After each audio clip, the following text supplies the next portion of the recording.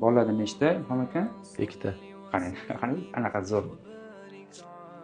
Nima ish qilasiz? Savdo sotiq. Mashalloh. Juda ham past tonda gapiryapman.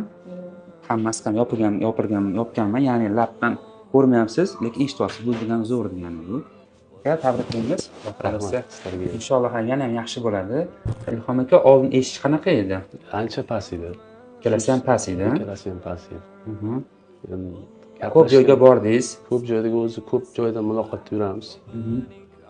Gaplashsa odam bilan yaxshi eshitmasa o'zi odam xijolat bo'lib, odamlarga qo'shilolmay qolar ekansiz.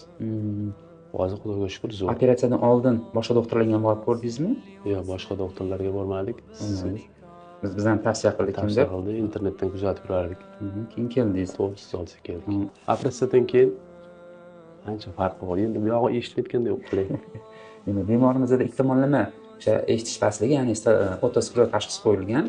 Hozir bu komp tashagandan keyin doktor xuddi chap tarafim o'tib qolgandek bo'ldi dedilar hozir. Endi buni ma'nosi ikkalasi ham past bo'lgan. O'ngni tiklaganmiz va o'ngini hozir gubkasini olgandan keyin, o'ngni yaxshi eshitgandan keyin chapi xuddi bitib qolgandek tuyulyapti o'zlariga.